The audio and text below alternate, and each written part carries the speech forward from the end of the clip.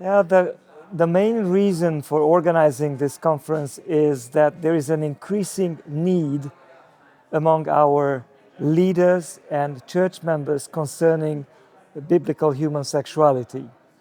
And the objective, or the several objectives of the meeting were probably the easiest is to put it into three groups. One is to look at what the Bible says about human sexuality and to see if our understanding of those texts is still correct. And we have looked at these biblical texts from different perspectives, the angle of different proposed uh, interpretations, and we have come to the conclusion that our understanding is the same.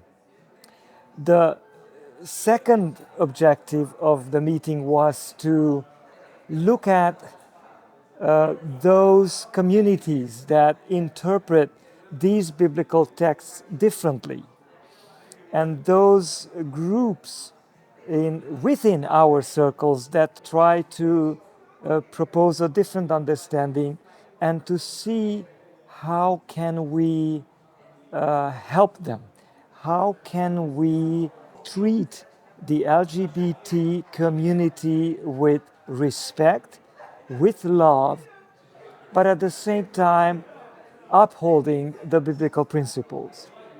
And the third objective is to look at society and different trends in society, and to see how different institutions of the church, such as schools, hospitals, churches, should relate to these trends that are present in the society, with all the legal implications and all the societal complications, and how can we have a loving, respectful, but at the same time Bible affirming attitude. The speakers are from various places, but the category of the speakers probably is more interesting. We have biblical scholars, we have theologians, we have lawyers, we have psychologists and sociologists, clinical practitioners, we have church leaders and administrators. So it's a variety of people. Then we have people who are engaged in ministering to LGBT people. And we also have people who came to give their testimonies. Either they have been part of the LGBT community, or they have family that faces these challenges, having a family member in this belonging to this community. Probably this is the side of the speakers. The participants are mainly church leaders from the division, from the unions, and the conferences. And why did you choose to have this, both from the participants and from the speaker sides, people to join the conference? What was like, what was behind the compilation that you did between participants and speakers? I think leaders can have an impact. And in this world at the moment, sometimes there is a lot of confusion because there is a bombardment of our leaders with various messages, and sometimes they themselves get confused.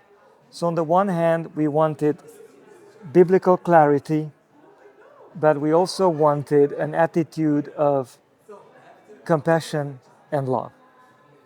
After the conference, we want to encourage all the unions to have similar events at their local level where they tackle these issues. I think our church members need to hear what has been presented at this conference, and perhaps with not the same speakers, but with the similar intent and objectives it would be good to see this event being replicated at various levels. I think in the future we'll have to really pay attention to two areas of our church that are crucial in this discussion. One is the youth department, because we have seen the ages when these kinds of decisions are being taken, and we are far behind. And the other department, perhaps there is three, not only two: education in our schools and institutions, and also the family ministries department, that face probably the consequences of various choices, and people simply do not know how to deal with situations like this.